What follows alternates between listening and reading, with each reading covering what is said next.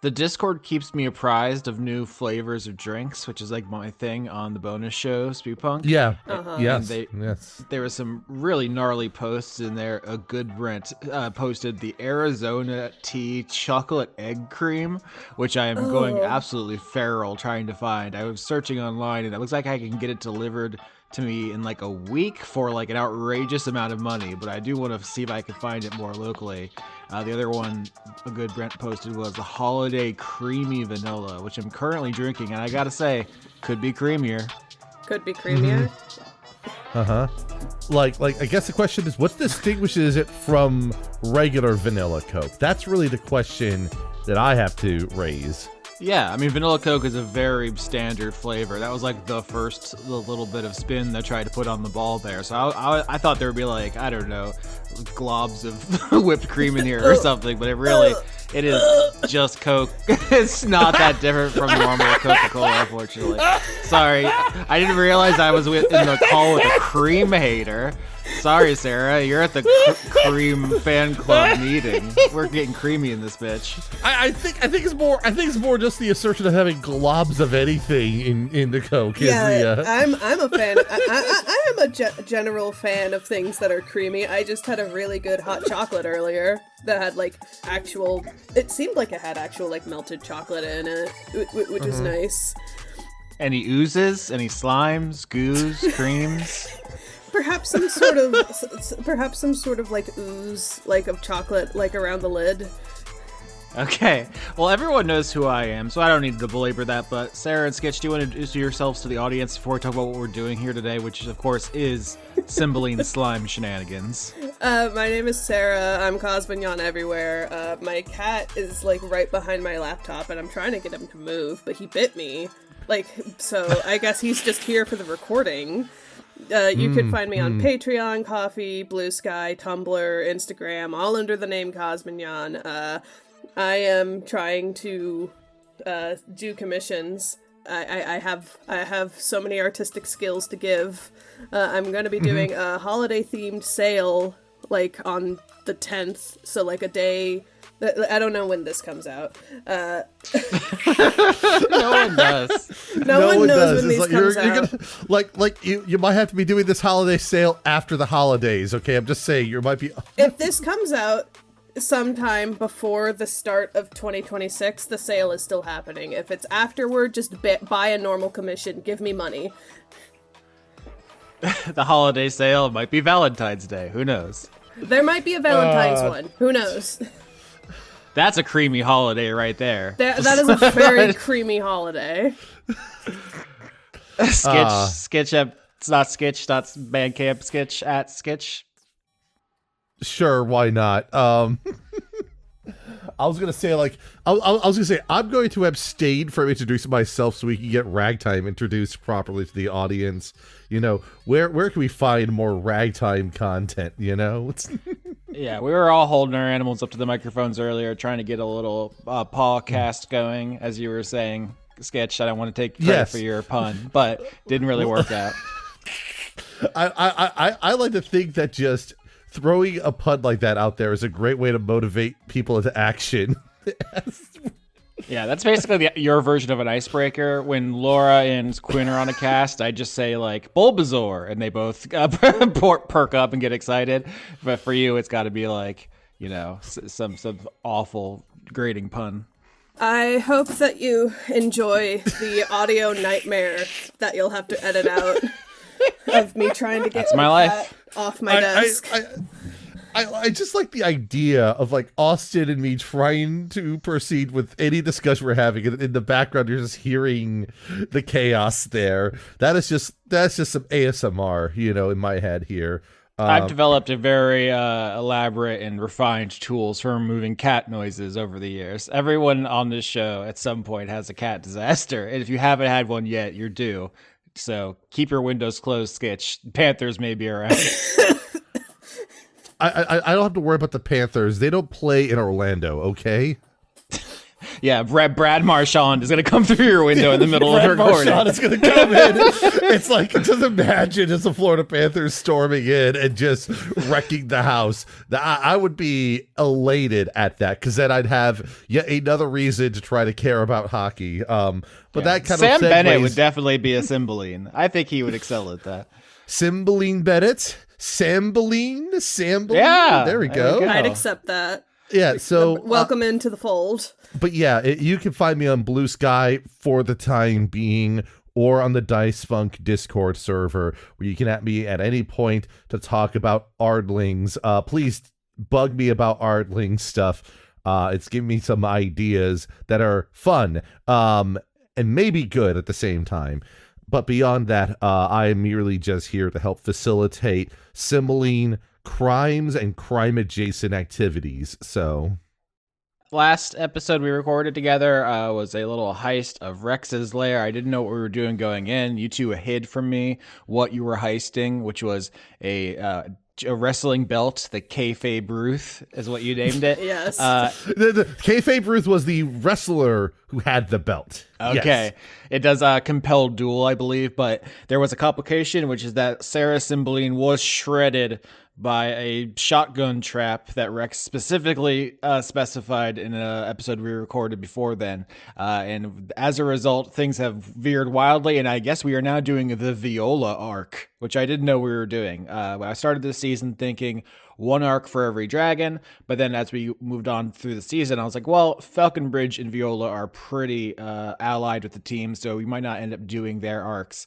But it looks like we found a way, because you two have, the players, you have resolved to steal Rex and Viola's egg. Although you need to explain to me the composition of this group. Sarah, are you playing the revived Cymbeline after you wait to come back from the cult, or are you a new sibling who is avenging their fallen sister? I am a new Cymbeline. I will direct Austin to my very good new Cymbeline sheet, which is I copied the one that I made for the rogue Cymbeline, and then I reclassed into a warlock. So this is a warlock Cymbeline, and I have a beautiful icon, beautiful distinctive icon to tell you this is a new Cymbeline, and it is the same Dragonborn icon I used for the last one, and I scribbled a little eye patch over it. It's Punish incredible. I Cymbeline. really like We that got image. I'm just thinking, what is the warlock's patron? Is it the shotgun? Is the shotgun the patron? I was thinking Shooty the shotgun. Shooty the shotgun. like as Eldritch Blast is...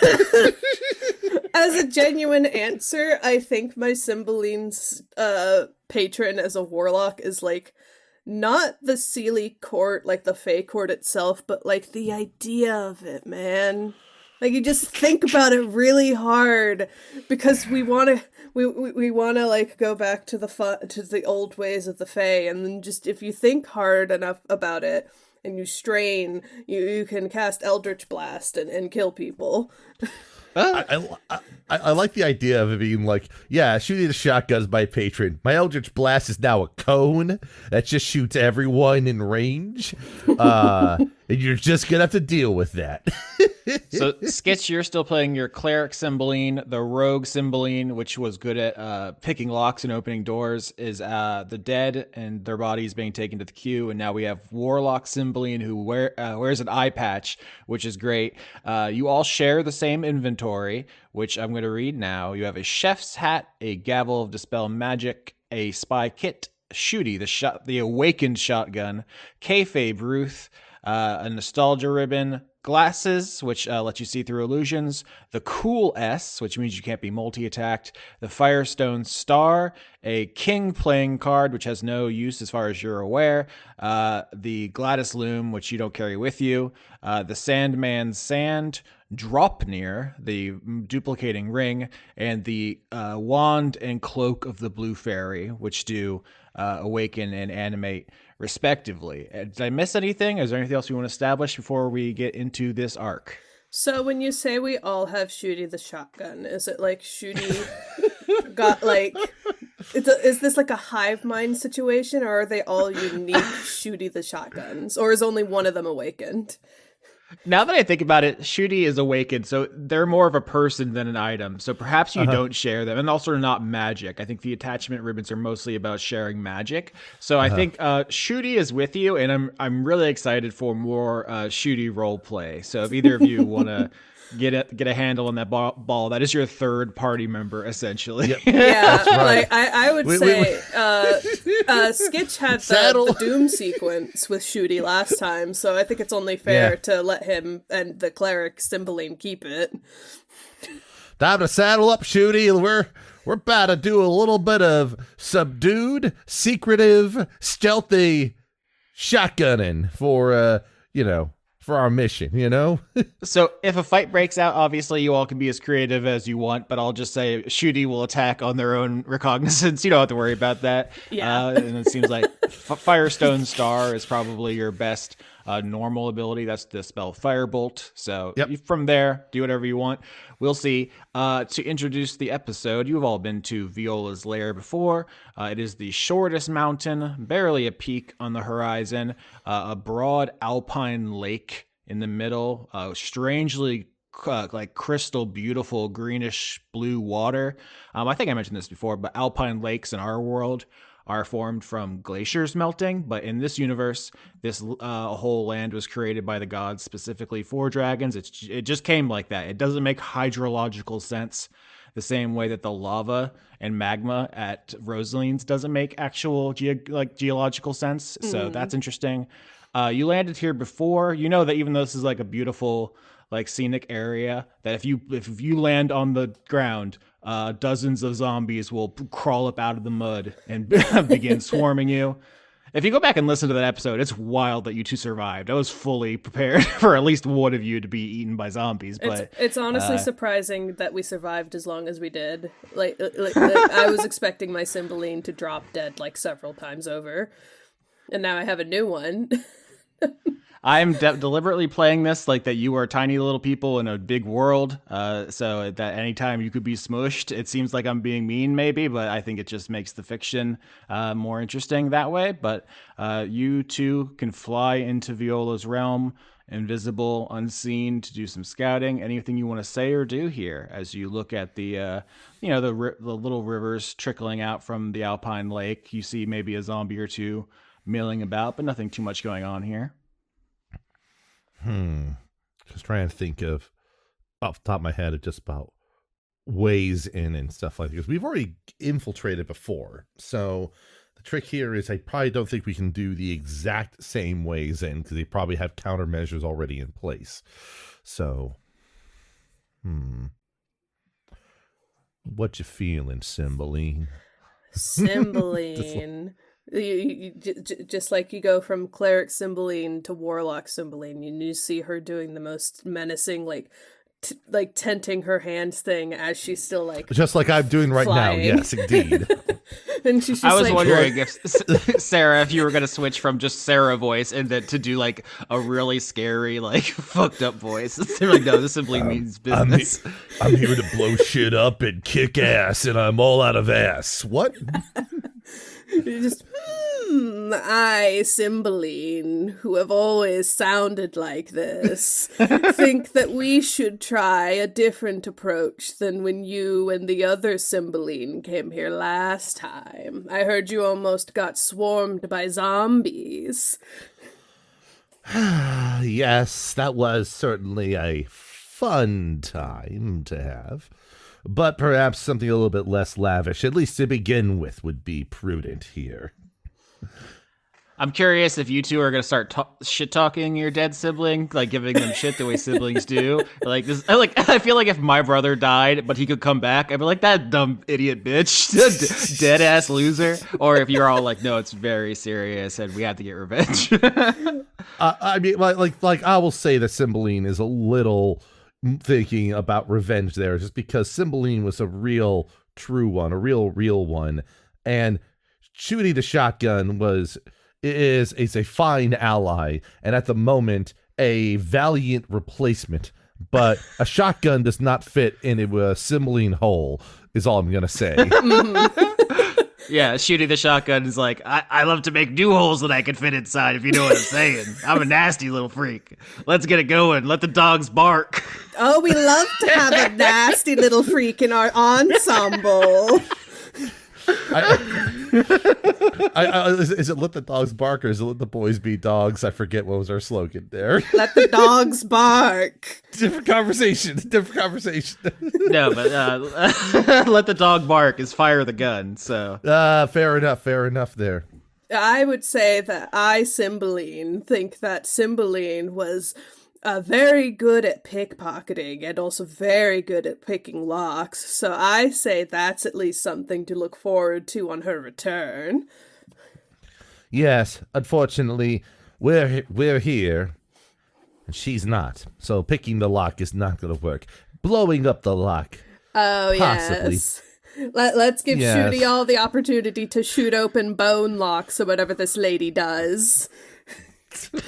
Bring me to the bones. I must taste the marrow. Does Viola have like I know she has like rooms and shit. Is there like a building or is it like in the little tiny like mountain she lives in? Like, because I don't think we ever got into her sanctum, let alone her inner sanctum. This sounds like a survival check. Yeah, last time you just landed on the banks of some of the rivers here and kind of just looked through the silt. You found a hag spine staff as you were being mobbed by zombies. You have never found anything approaching a like inner lair.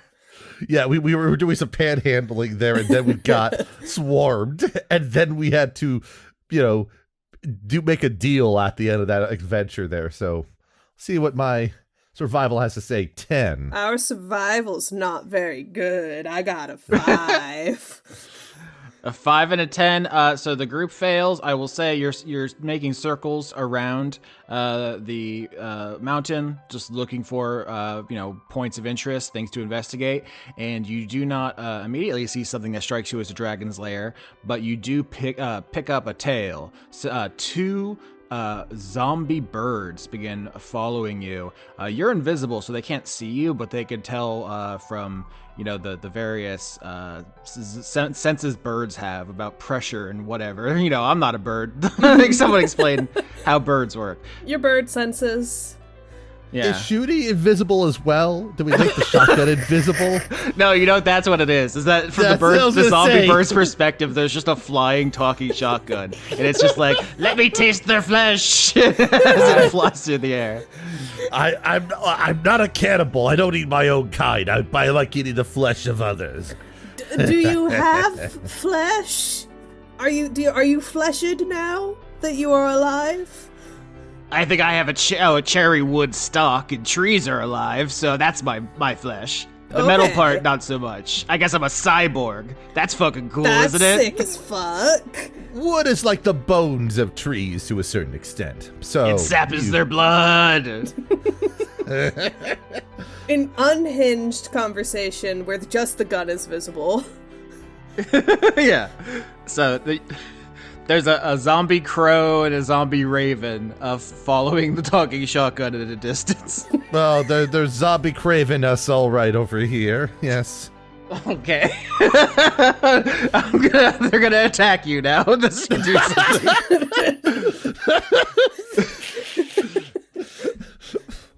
All right, I'll roll initiative.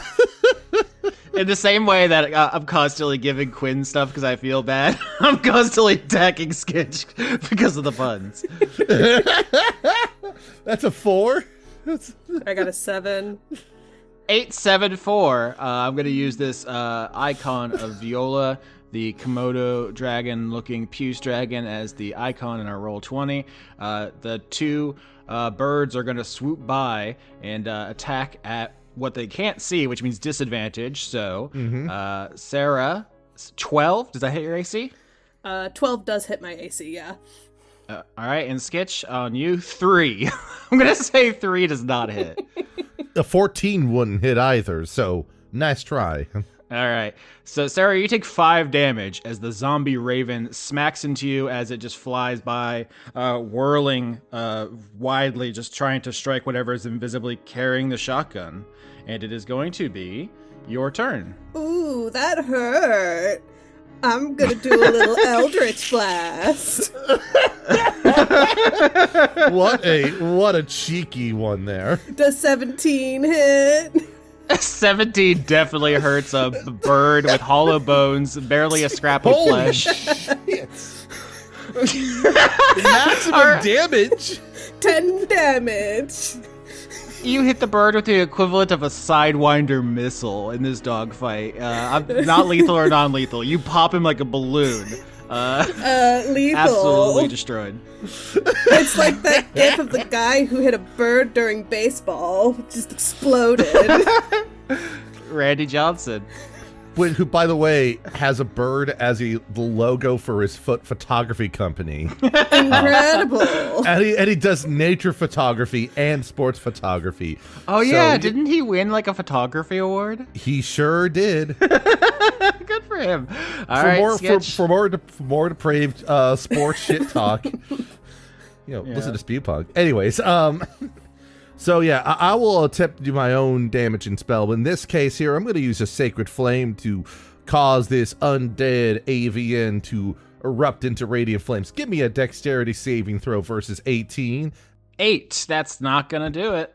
That would be 5 radiant damage. All right. Okay, so it bursts into flames, but is not quite dead yet. But the end of the order, Shooty's going to let the dogs bark both barrels. Dexterity saving throw, 13. That's not going to do it.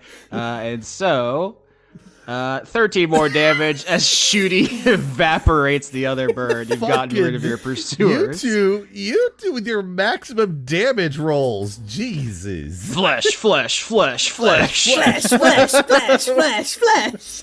Oh God! I don't know how I don't know how your Cymbeline feels about Cymbeline, but she is kind of like she's like the same kind of unhinged as the rest of the Cymbelines, but she's also kind of an extra freak about it because she's been warlock maxing for one whole level. For sure. And for me, my Cymbeline still has like the energy in their mind about it's like again the whole idea of like we didn't turn this into a life or death situation, they did, so we're gonna bring it to them as much as we can as level 1 characters. And that's why you come to me, because I love to blow shit up. That you sure do, Cymbeline. That you sure do. All right, let's see here. There's got to be some sort of vent or exit for whatever goes on in there that we can infiltrate. And, now then, perhaps a front door breach might be necessary. What kind of defenses? What kind of building door windows would you have for like a bone lady building? How can we think of a unique way to get in? Bone gate shutters on the windows, obviously. Obviously.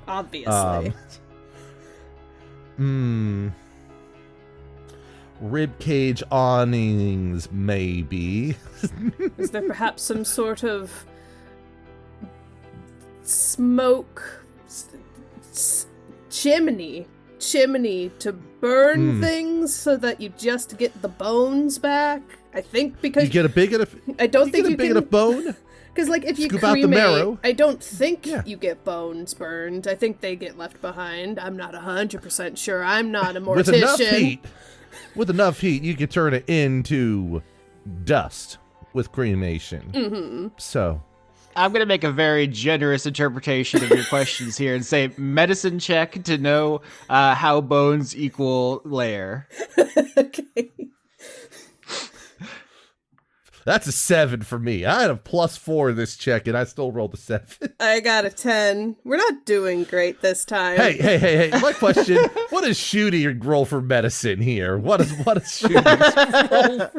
Shooty has anti-medicine proficiency. Whatever the opposite of medicine is what Shooty has. If Shooty rolls medicine and they immediately, if we're, doing it, there's immediate fail. So actually a 10 is average, so the group doesn't fail. You meet the lowest threshold for some information here on medicine, which is that there is clearly nothing built on the surface of this mountain. You circle it for hours. There's no like big building that is made out of bones. So whatever it is probably underground or under lake. Under lake, I see. That makes sense. The lake is very striking. It's got all those different kinds of bones just sitting there. Under lake, the sequel to Undertale. Yeah. Under pail of water, yes. We'll just keep saying shit. Yeah, Listeners, you have no idea the extent to which we'll just say shit. I kept saying shit that was tangentially related to bones, and we eventually got somewhere. We rubbed our brain cells together. Count brain the rings. cell, singular. This is you're like right. Lost. You're right. There's We're brain sharing cell one brain cell between the two of us and the gun. Yes. Yeah.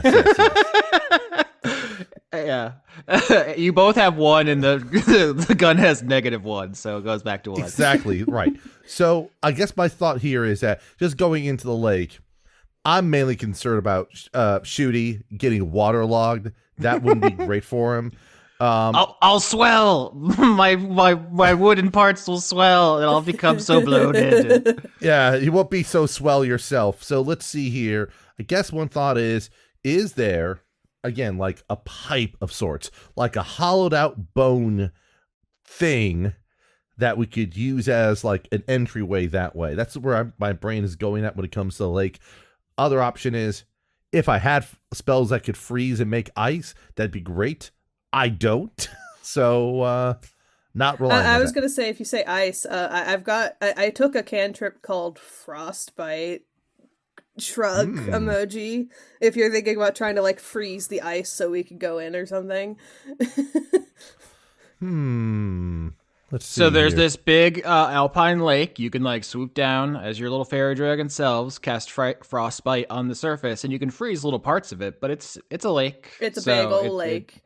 It's a big old lake with like now a couple of frozen patches on it. There's not an obvious pipe or whatever cleric Cymbeline was saying. I'm gonna start referring to them by their classes to differentiate them. Yeah. So, yeah, I guess my thought process here is like, putting our Cymbeline brain cell together here. It's like, okay, how would Rex enter the lair, as it were?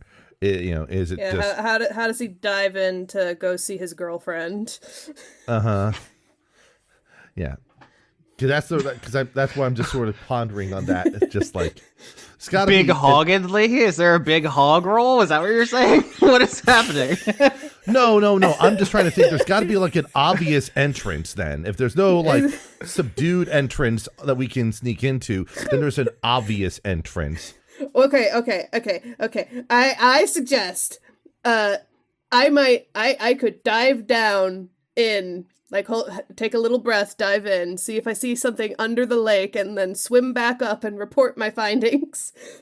Okay, the warlock Cymbeline dives down into the lake, swims down a little bit, and you can see below you a dark shadow of something, but you are going to need to roll athletics to get to it. Swimming, one of the classic athletic activities. Yeah, let's see if this roll is good. Let's fucking go! That is I got a crit. Warlock Cymbeline with your eye patch is making you look extremely cool as you dive down. You find the bone lair at the bottom of the lake, an elaborate complex made of enormous bones of extremely cool, fucked up fantasy creatures. Obviously, things like the Tarrasque and great leviathans, krakens, all that shit. It is extremely metal down here. On the surface, placid, beautiful, serene. Underwater, fucking black metal concert. Hell yeah. Hell yeah. Just I will pop back up and report my findings, say, hey, it's down there. It's under the water, like we just perhaps theorized we should just dive in there and go to the black metal concert. I think Opeth is down there. With your crit, you can grab Cymbeline's wrist and just swim hard enough to bring them with you. They don't. Skitch does not need to roll. That is your crit. I'm gonna pull him down with me. Also, it's like I could repair Shooty if Shooty gets injured or waterlogged a little bit. In that case, I think Cymbeline just pops back up out of the water, breaching like a dolphin, grabs Cymbeline, and then dives back down. It's like just like Cymbeline, listen, Shooty, listen, I'm afraid that if this doesn't really pan out, not saying that you're not panning out, you're doing great, but as I was about to say, if this doesn't and then just gets yoinked down. Yeah. The Warlock Cymbeline is really showing you how it's done. Graceful through the water like Echo the Dolphin. Getting down to the bone layer at the bottom of the lake, there is an elaborate front door made of crisscrossing sharp rib bones. You don't even know how the mechanism of this door works, but it looms before you. I think you feel the absence of Rogue Cymbeline, whose little paws could get in any lock. Rogue Cymbeline, we're really in it now. I mean, I guess we should probably just try to shoot an opening before we run out of air. Yeah, okay, so my understanding of gun physics is that water resistance severely slows the projectile as it leaves the barrel, but there is a moment that if you press the shotgun up to the door, it will have enough escape velocity to make a hole. So if one of you wants to roll something here, your best attack or whatever to represent Shooty to try to knock down the door. Sure. I'll do. Can I do a spell attack for this roll here? Is that okay? That's what I meant. Yeah. Let's just roll. That would be a nat 20 on that attack. Let's fucking go. 26. Holy shit, the Cymblines are back in town. You put Shooty against the bone door under the lake, and you let the dog bark. You blast a hole in it. In fact, you hit some kind of mechanism, and the whole door comes unlatched and opens. Interestingly, though, there is not an immediate flood of water, like you have changed the pressure. As the doors open, and you see that there's water inside this building, and if you swim in through, you got a crit, so there's no danger here to you. You swim inside, and you see if you swim up in here, there's what appears to be like an air pocket. There's if you take a canoe and you flip it upside down and put it on top of the water, you know what I'm saying, where it's you can get up out of there. And so you two fly up out of the water, and you find yourself in a dry landing inside the bone temple. Somehow you may perhaps magic, perhaps physics. You don't know, or you can roll to know. The most of the bone temple is not waterlogged, just the entrance here. Would an Arcana be an appropriate check for that? I would like to do Arcana. I am genuinely curious. I got a 13 on that. I got a 12. Oh yeah, 2 above averages. I would say, it's magic. There are a number of magical fields here. I would say it's hard for you to know the exact mechanics with the 12 and the 13, but I would say there are clearly several different kinds of magic at work, and you know enough about Viola to know it's probably because Rex has done something in here as well. So the two of them have collaborated on the defenses of the lair. Fuck. The Rex guy did the defenses here too. We better not get fucking anviled. I've heard about Annie the Anvil, or whatever you called it.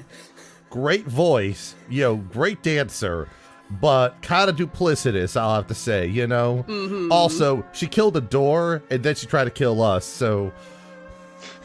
I miss Annie the Anvil. Bring Annie back. We wouldn't know anything about killing doors, I say, after we shot the door down. Yeah, I wouldn't even have a chance to go back to Annie and tell her, hey, Annie, we got your gun, and just, oh my Lord. Shut the fuck up, Cymbeline. Yeah, please, that can be this Cymbeline's defining characteristic. Is Donkey Kong Cleric Cymbeline. You two find yourself in the antechamber moon pool of the Bone Temple, and you can look around. You see there is an entrance hall which has something in it, you crit on blowing the doors open here. So I want to say that specifically the thing you get in addition to opening the door is that whatever security measure was supposed to stop intruders as they entered has been damaged and has malfunctioned. So you are not immediately attacked, or you don't have a bunch of anvils fall on you. There was like a big bag of anvils, and it's just kind of like hanging there, and we just kind of sidestepped it. That was Rex's contribution. Viola's like, what if I built this chamber of bones, and it had all these like interlocking ribs, and if you messed up the door, they'd like crunch your body all apart. And Rex is like, yeah, and then there's an anvil. She's like, that's nice, sweetie.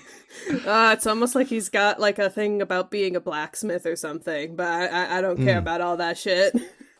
Yeah, something like that. So you two can scurry ahead on your little fairy dragon feet, and you see up ahead there appears to be several statues up ahead that are like blocking the door further in to the lair. What do you want to do about that? You're far enough away that you can talk or plan before you approach them. Well, Ooh. Observing the statues, is there anything significant about them? Perception checks. Perception. Right. I hope everyone likes my stupid voice for Warlock Cymbeline. That's a 10 for me. I've got a 21. Hell yeah, Warlock Cymbeline. You two look closely, and it takes a minute for it to click what is weird about the statues.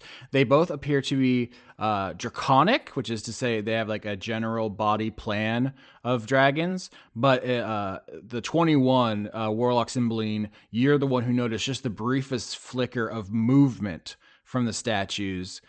These two are not inert. They are capable of movement, and you assume dangerous. So 21, I will tell you, not just statues, they are some sort of security guard. These statues want to fuck us up as soon as we get too close. I see. I don't think we can negotiate with them, given how prior negotiations with the other guards we've seen have gone. So it's either we're going to have to try to sneak around them or just, fuck them up. They're not called the Negotialines. That's nothing. Austin, delete that in post. No, Austin, keep that in. Negotialines. That's a great... Negotialine. Yeah. Make it the title. That's If you say it too much, I have to leave it in. Well, I guess the question is, how close can we get before it becomes a problem? Ready to get close and go loud? Just we can get close, and if they start moving, if they start turning their head toward us, I have an idea of how to get past them. That's good enough for me. I literally just at this moment got a Discord message for Dan suggesting a trap type to spring on you two. He is truly the secret second hidden DM. Very funny back and forth of like me threatening to steal from Rex, and then Dan just being like, "Yeah, get fucked by my security measures," and he's just like, "Oh, what if we stole this egg?" And Dan's like, "Yeah, I'm gonna fuck you up first." I don't know if we said this on air, but you did ask Dan if it was okay if you stole his egg, because there's a universe in which like Dan had a bunch of plans for that, and that's like fucking him over. So we can acknowledge that we're all friends and it's fine. It's not a big deal. Anyways, we'll explore more Danisms later potentially if it's relevant. Yes. But yeah, I'm just proposing that we just try to be as stealthy as we can to get as close as we can, and then if necessary, stealthy, you say? Maybe a sleight of hand check. I'm kidding. Stealth checks. I have proficiency with thieves' tools actually for some reason. Yeah, that's the old Cymbeline who taught you some tricks. My stealth is 17. My stealth was a natural 1. Ooh. Oh no. Oh no, that's a botch. Okay, here we go. So with the 17, Warlock Cymbeline slowly creeps by the two statues. As you get closer, you hear an almost imperceptible buzzing coming from the two draconic statues. And as you get really close, you can see the slight movement. It almost is like the surface of these dragon statues is moving. It's like flowing almost like liquid, but it's very slow and it's very random. So it's like it's hard to like understand what's going on with it. And then Cleric Cymbeline, what do you do to bollocks this up? I would like to think that like there's a sort of a reflexive hitch, and it causes Shooty to like fire too early up in the air to just draw attention right to his location. Oh, damn, I hate when you shoot too early. All right, roll initiative as the shotgun blasts and the two statues suddenly come to life and attack you. I will say that now their surfaces are fully flowing like liquid, and you can see there is a almost liquid consistency to their body. Like instead of turning their head, their like neck just reforms and is sideways, so now they're looking in a different direction. Very uncanny. You've never seen anything quite like it. You got 9, I got 18. I was gonna say, my Cymbeline would not know this. Is this Megalon? Did they, like, make some fucking Megalon statues together to be Defense Security Squad? Yeah, I mean, here's the thing. Sarah, you are 100% correct that these are statues made of Megalon, the metal originally invented by Goldicus Anglesmith, of all people, and recently revived by Rex and Enobarbus. If you want to roll to know more, you can, or you could say that your Cymbeline doesn't know. It's up to you. I don't think my Cymbeline... I don't think my Cymbeline would know, just because that doesn't seem like something that she would care about. She cares about, Eldritch Blast. Interest, Eldritch Blast, blasting it, explosions, wrecking. Does 14 hit the statue? It does, yeah. You blast it with Eldritch Blast. You're going first, and you see where your Warlock magic hits it. It just bites a chunk out, and a spray of liquid metal gets ripped off the statue, hangs in the air, and then reforms into a smaller dragon the size of the Eldritch Blast. Oh, it's some fucking Hydra shit. That one I will say in character. Yeah, it is now the two Megalon dragons' turn, and they are both going to snap at you. 8 for Sarah, 9 for Skitch. Uh-oh, not good. Those are to hit our armor. I am good. My armor's like 11. Yeah, I think you're both extremely good. It should be noted that Rex has been tinkering with the Megalon for 20 years trying to get it right. It still does turn people into goo sometimes when they touch it, so it's, let's say, still in beta. Skitch, your turn. Is it now? Okay. So let's just open up with a standard little bit of Sacred Flame. Let's just have that statue roll Dex saving throw against 14. 9. That's going to be a fail. Not going to do it. Takes 7 radiant damage. Interesting. So the Megalon dragon bursts into Sacred Flame, and instead of the part being struck with physical damage, simply becoming a different Megalon entity, the stuff burned up by the Radiant Flame simply flakes away, burns off, becomes inert, and like sand, just crumples onto the floor. Just seems to be permanently destroyed in a way that the Eldritch Blast did not do. Mm-hmm. All right, we're back to Warlock. Okay, in that case, I will... Does Shooty get a turn? Oh yeah, does Shooty get a turn? Yeah, Shooty lets it bark, obviously. Don't be silly. We all know how Shooty do. 27. All right. The way this works is Shooty hits that Megalon dragon center mass, 12 damage, rips it in half with a blast, and now there are 3 Megalon dragons because that is simply just dispersed its center, which reforms. So there is now 1 normal-sized Megalon dragon and now 2 burned ones. Okay. So if force damage doesn't affect these guys, but radiant damage does, how about acid damage, can I get a roll against 12 dexterity? You absolutely can. 6. Is that gonna do it? No! So I'm gonna roll acid damage. That's a 5. What happens when I splash acid on this thing? Yeah, acid splash as a warlock. Is this just you wave your little fairy hand and acid slimes and goos and oozes all over one of them? Yeah, it's the Cymbeline slime hour. Of course it does.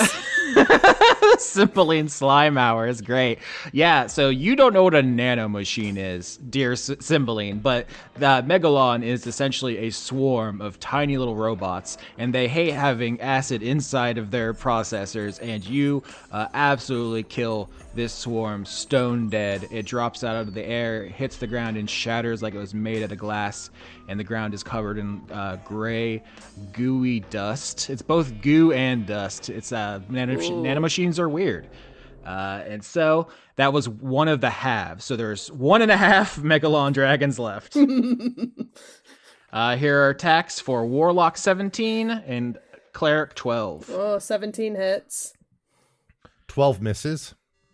2 damage, not very much, as the littler Megalon dragon rushes you and tries to engage you in hand-to-hand combat. You are a fairy dragon, so you're small, but this is only half of a burned statue, and so it's not that much bigger than you, and it begins, boxing you in the air with its dragon claws. Ah, damn. Skitch turn. I will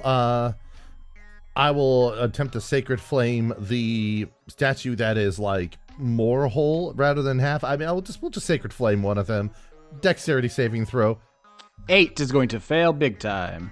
That is only going to be 2 radiant damage, so not as much.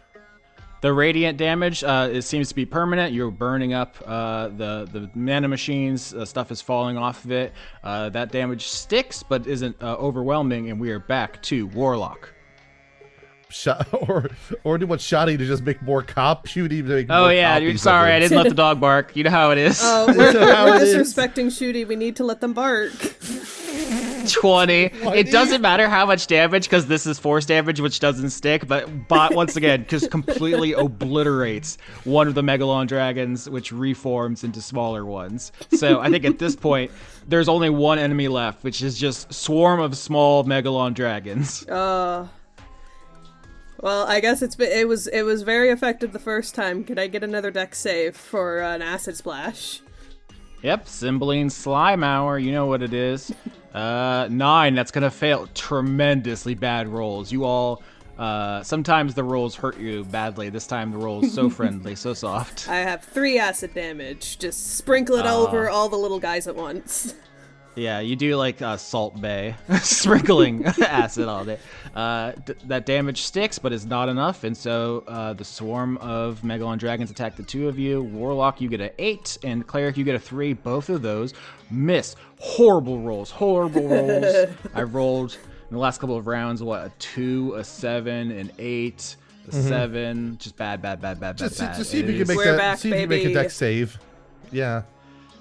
Yep, you're gonna do Sacred Flame again? Got it.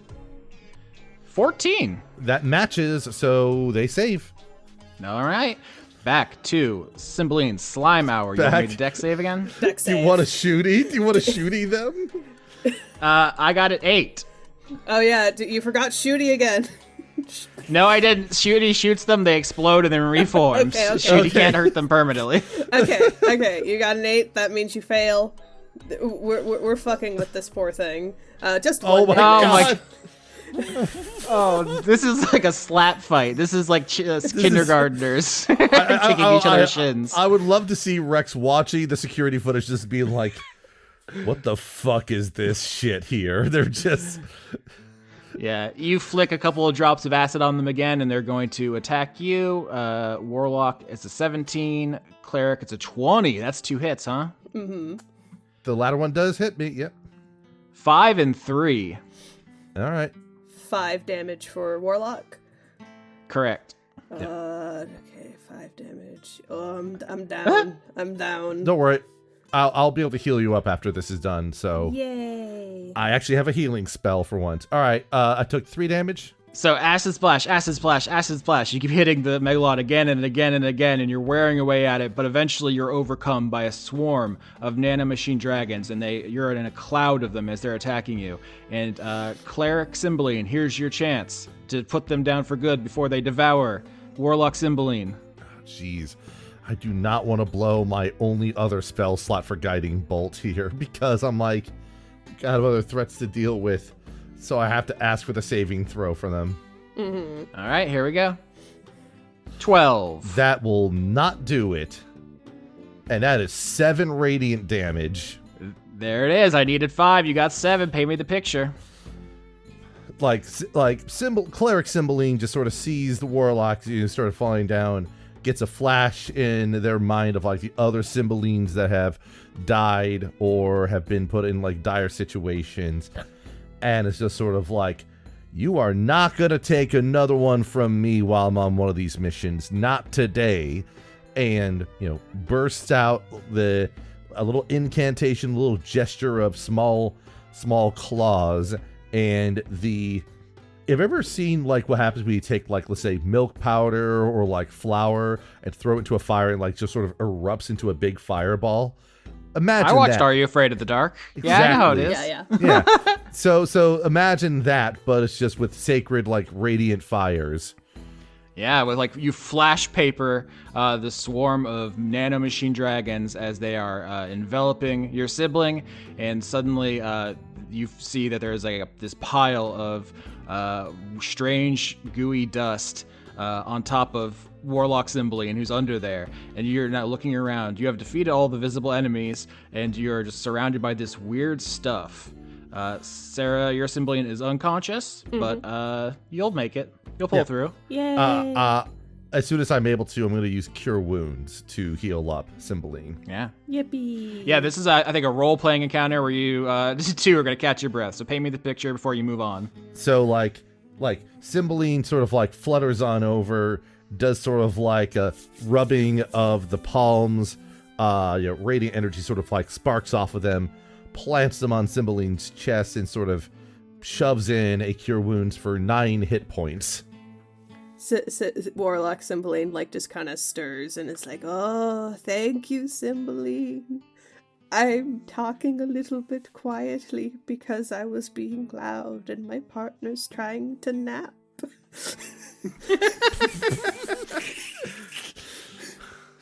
You have done good. You've had a near-death experience and it's changed you. You're a quieter person now, you know?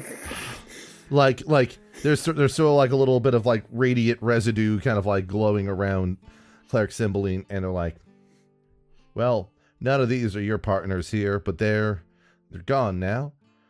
If you need to rest up for a little bit, you can, but we probably can't be hanging around for too long before we need to move on and get what we came here for. Indeed, we shouldn't dilly-dally. We should rest a little bit and then move on. Is it possible to use a hit die, Austin? Heal up. Of course, yeah, whatever y'all want. I only have one hit. We only have one hit die each. That's all I'm like. There's just like, it's like, okay. But yeah, you two are in this, early antechamber of the lair. There's all this strange material all around you. Do you all want to have any conversations before you move on? So, like, what do you think was up with that fucked up, like, liquid stuff? I've never seen that before. It's hard to say. There's a lot of magic that's employed by the various dragons that sort of run their domains, and what we're seeing here, to at least to some degree, is kind of an intersection of some of those different forces at play. I'd have to probably spend a little time investigating, the design of these of this stuff. Maybe if we were to pocket some of the dust of these things, if they're still able to work in some way, we might be able to leverage it for our own purposes. But ooh, maybe we could just grab a handful and then we could take it back to our secret Cymbeline lair and figure out some way to use it that could be fun, that could be dangerous. I'm thinking about packing it into some some cases and having Shooty just blast it into people. You know what I mean? Oh, Shooty, would you like to have a new type of bullet? Yes, the slime bullets. It'll kill you and make you yucky. Oh, yucky, disgusting bullets. We love to hear it. The problem with gunshot wounds is that they're too clean. We have to introduce an element of goo in slime. Part of my head is going to like, it's a different type of slug in this case here. Yeah. Yeah, you all don't know what nanomachines are, like I said, but there is some kind of universe in which you can, implant crazy nanomachines in people at range if you figure something out. I have no idea if that's even going to happen, but just a thought. It's hard to tell, especially because we're stupid and we don't have as many sessions to sort these things out, but it's in our I literally don't have a brain. Between the three of us, one of us might have a brain. And that is not even necessarily true. Anyways, so... I think we're all rested up. Do you want to keep going? We might as well keep moving and see what we can find in here, because I'm trying to think. If I were an egg, where would I be? Just like, if I were an egg, I would be somewhere warm and nice. Whoa, like Will Graham, but like only I can get into the mind of an egg. Track it. I can see things from its perspective. I'm so fucked up. Yeah, roll insight. Roll insight.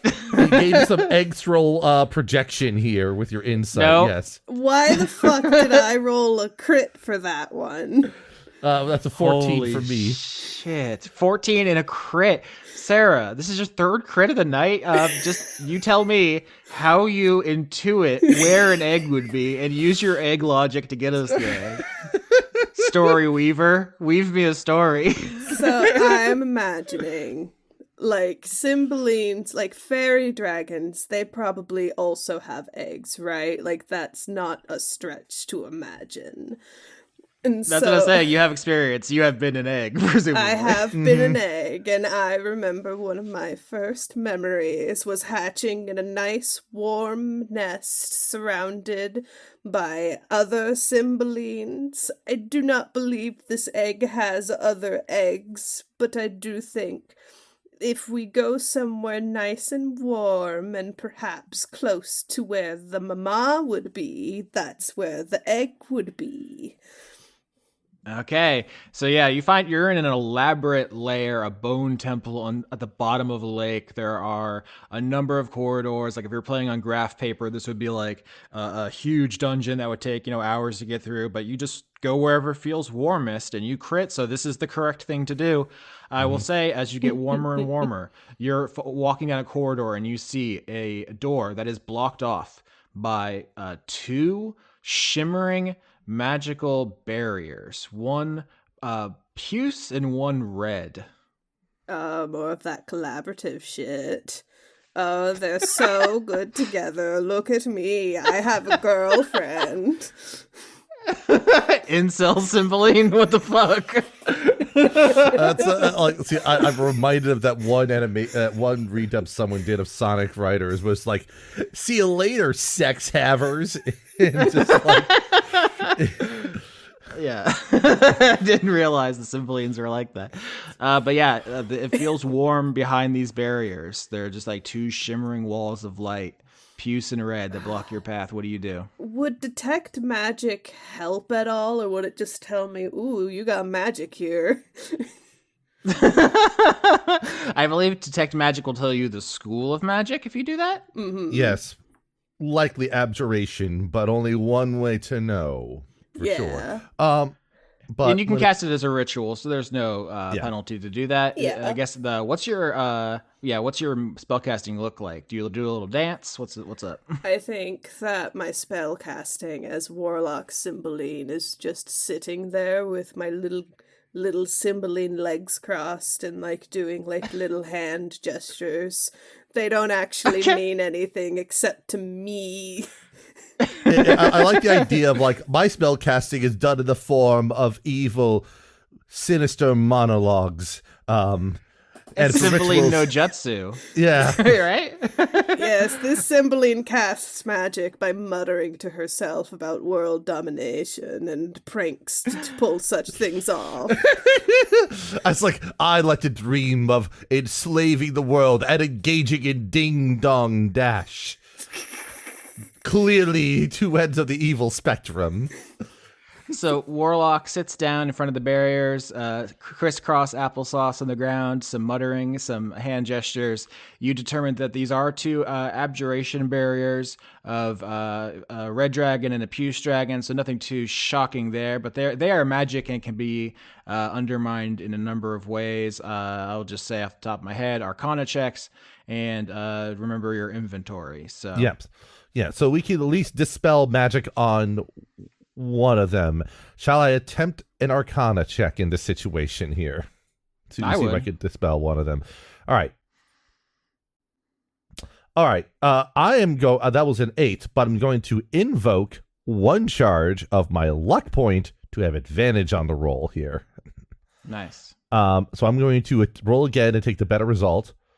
That's a 12. So at least it's not an 8.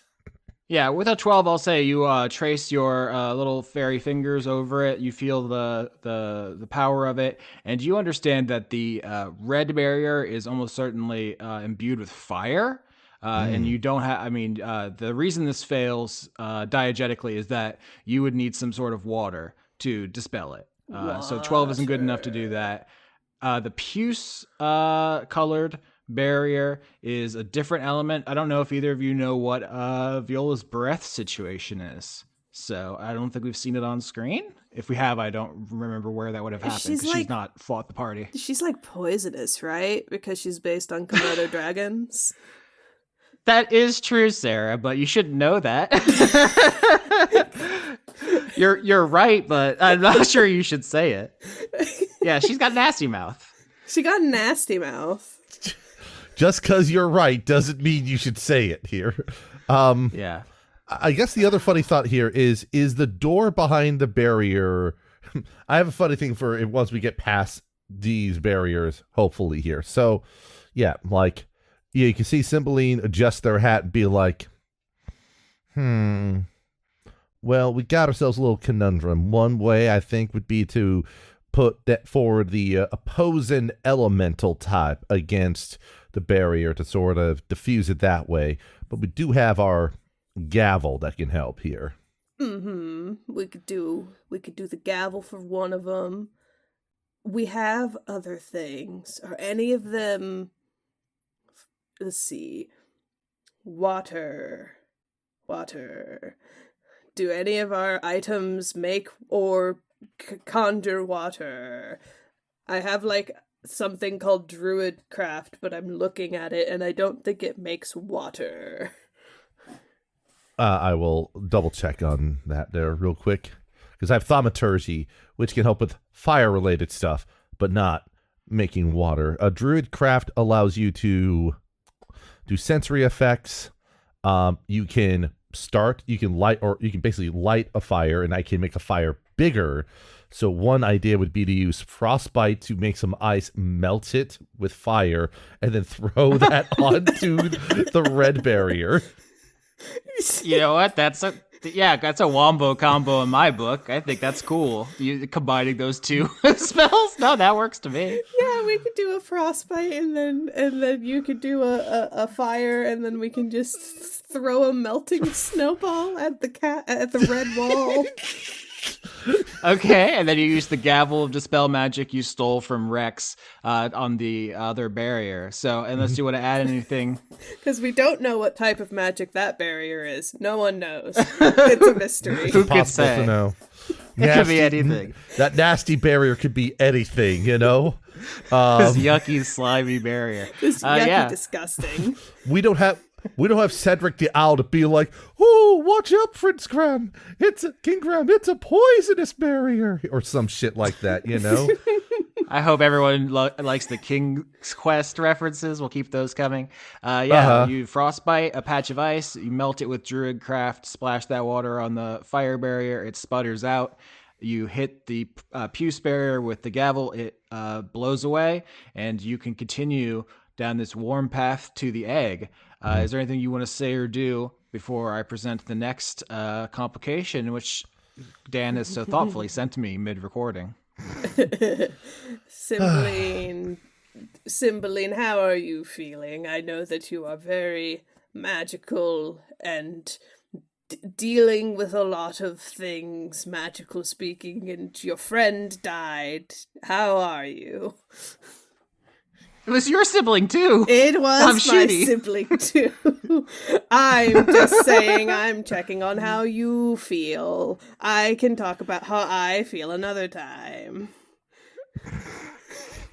And also, Sarah misspoke.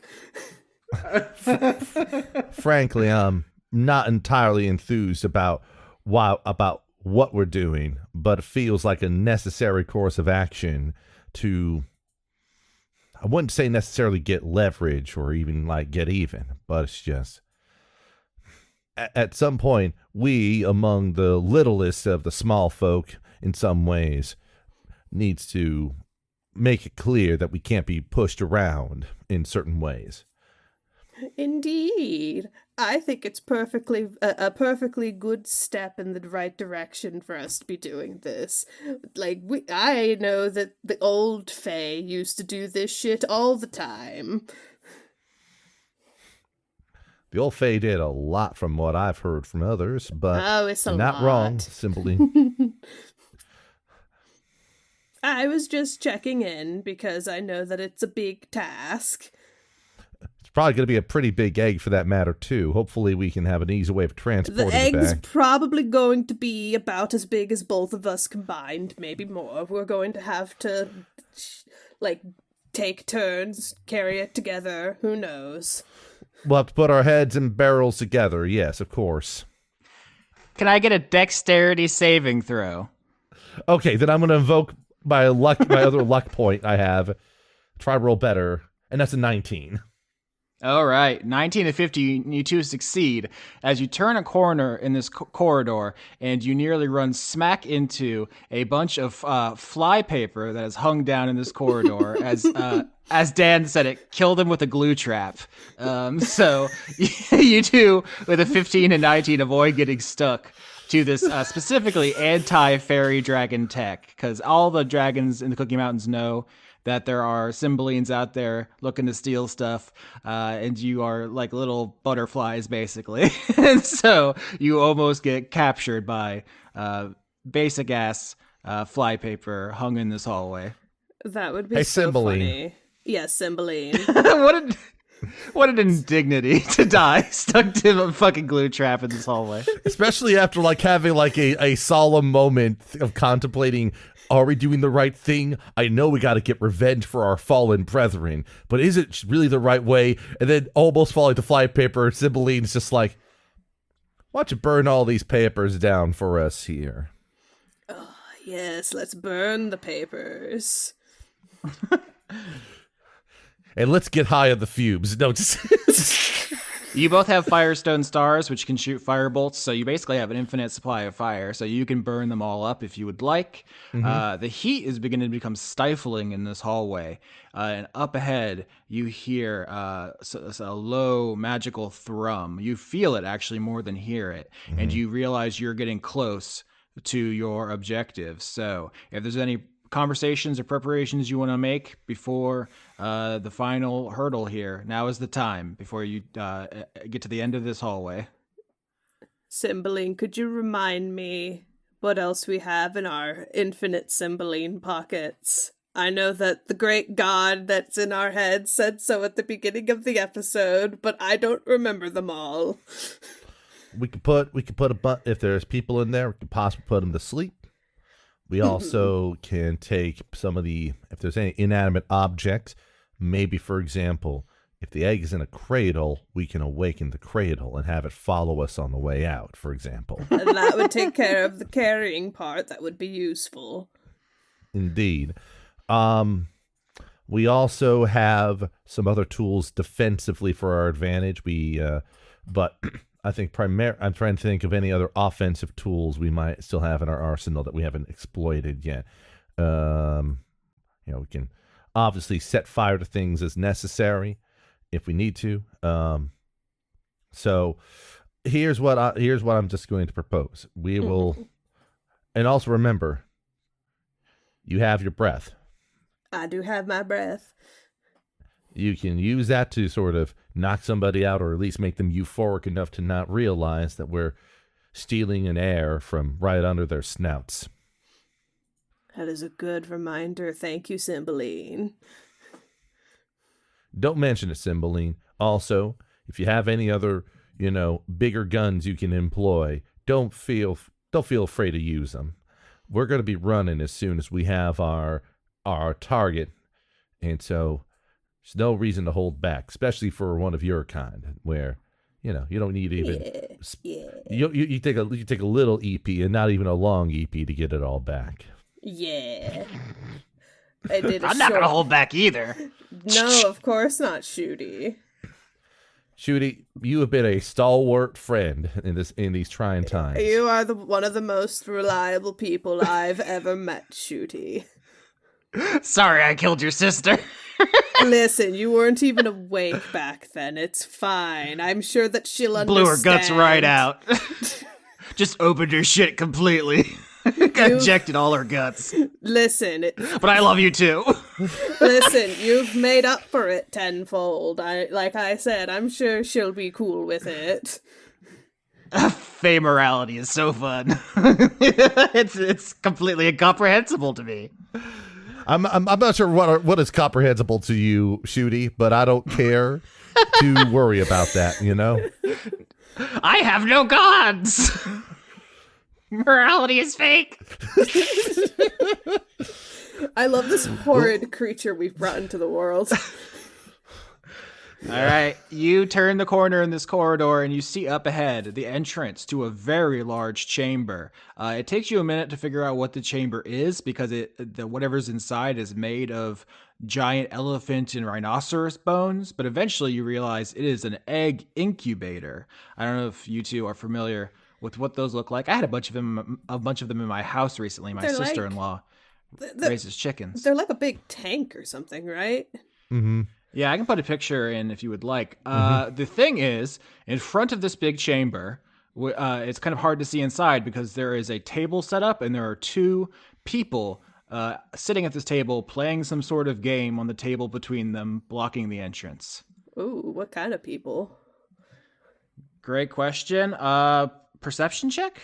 Perception check. I just put a link in the chat if you want to look at an egg incubator. These are the ones I had all over my kitchen table.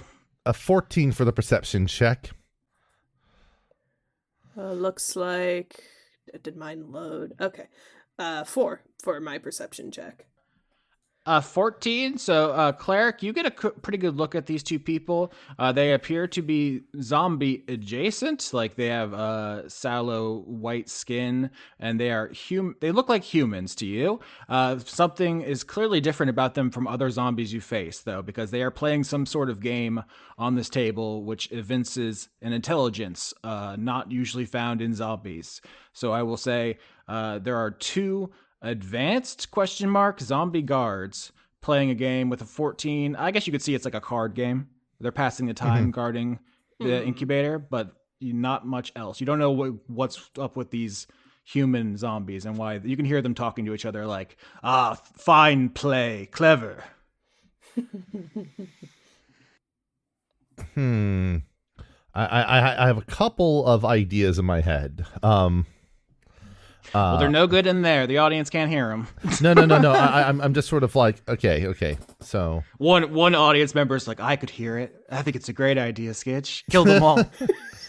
So in terms of tools I have with thaumaturgy, I wanted to make my voice louder if I wanted to for whatever reason. The other is invisible hand, where if the door that they're in front of is not locked, I can just have it open. Yeah, it's a chamber with no locked door necessarily. It's like Sure. they're in the blocking the way. So yeah, it's an open way so you can see the chamber. I can also create a sound that originates from somewhere within 30 feet to try to create a distraction, or I can cause harmless tremors in the ground for 1 minute. Yeah, so it sounds like if you want to roll a deception, you can get advantage for using your sound magic. You can roll that if you would like, if that's the strategy we want to use. That's at least the best I have to at least open up here. So, all right. That would be a 15 on the deception there. Yeah, 15 is very good. So if you make a sound, you can tell me what that sound is. They both look up, and after a small little conference, one of them says, what was that? I'll go check. Stay here. Do not look at my hand. He puts the cards down. I will know if you have looked. And they both laugh, and one of them goes to look at the sound, which you can tell me about. So you've gotten rid of one of the guards, but they're not immediately abandoning their post. That's why they're in a team. Yeah, I can have up to 3 effects happening at the same time. So what I'm going to do is to have the tremors happen, and then at the sound of something like some bone thing shattering nearby. So it implies that the ground is somehow shaking and something fell and broke in the nearby area there.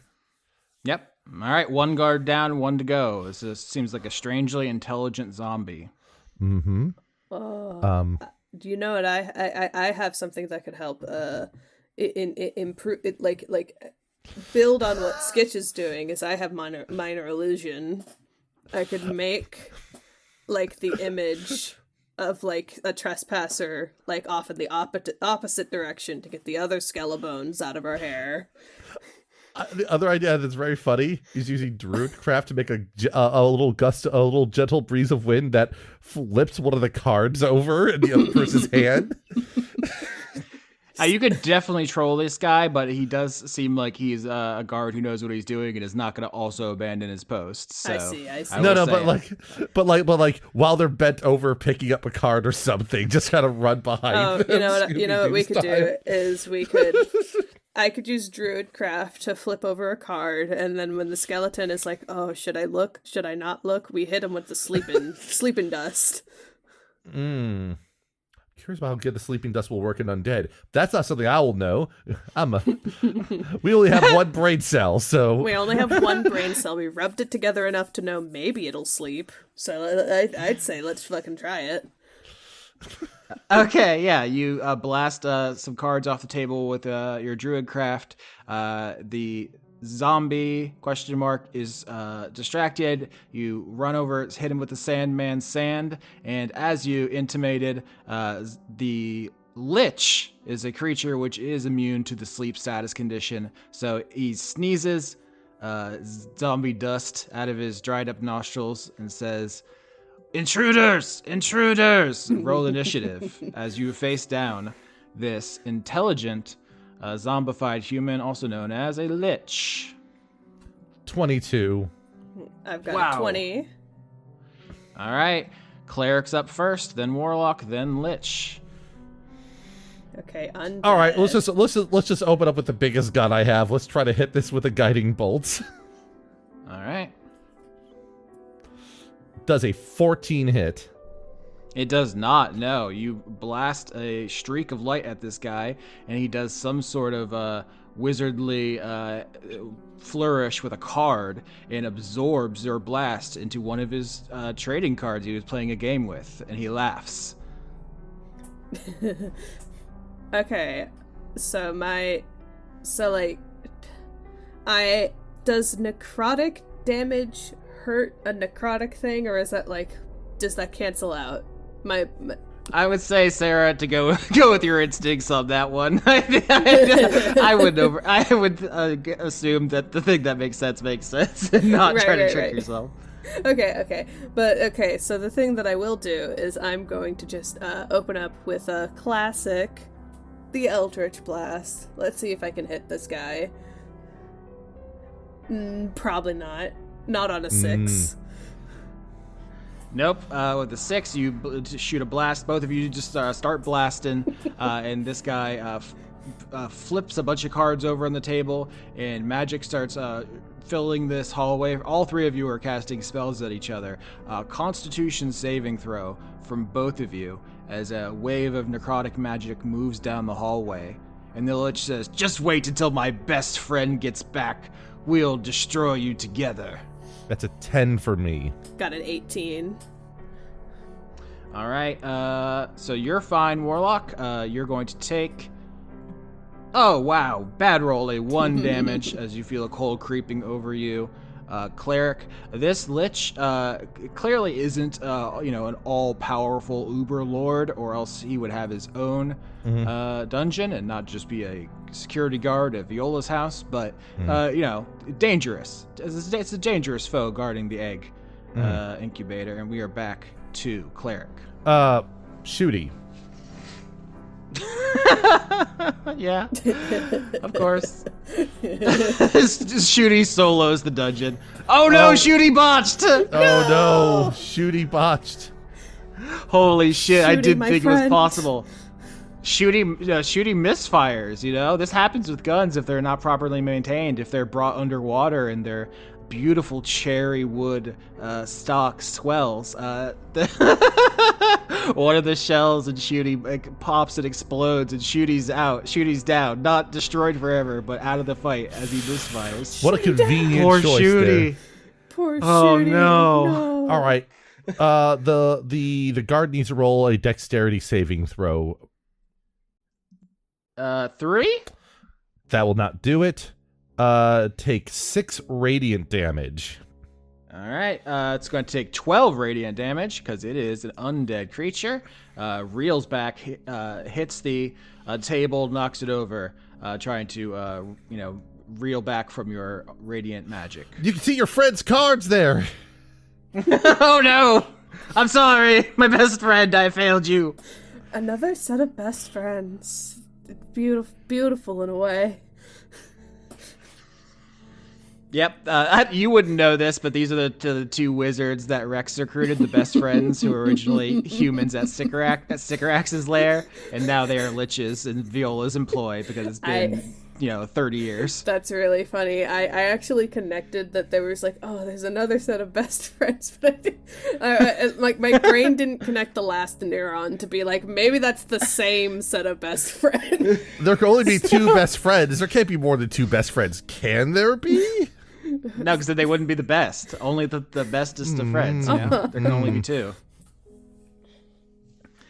All right, Warlock. Let's see if Eldritch Blast will work again.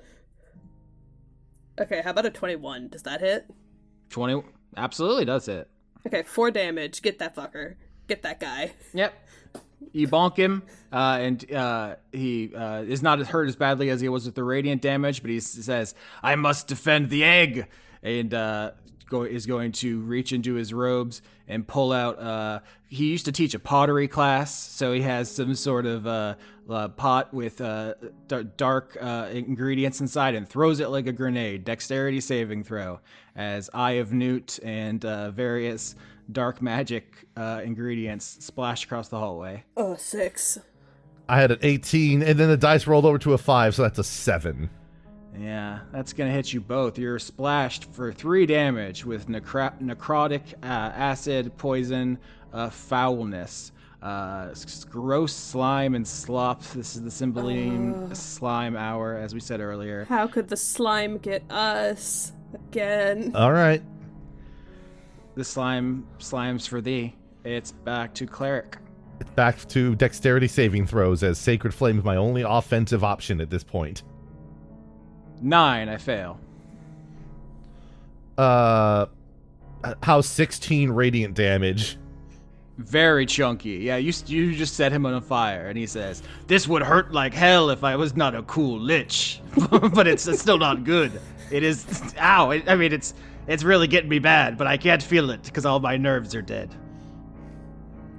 And that's why I'm not using the firebolt. Yeah, no, Radiant's good. Radiant's really Warlock. good. Warlock Do you want to set him on fire? Yeah, I'd like to set him on fire. Firestone star. Yeah. You can basically roll Eldritch Blast. It's the same numbers, it's just fire damage. Yeah. So the attack damage, or the to hit. The attack, you can just the attack roll will be the same for both because the spell attack is the same. Okay. So does 10 hit? It does not, no. Fuck. I think that's all I can do. My only bonus action is Hex, and that's not going to be super useful, because that's why I was asking about necrotic damage earlier.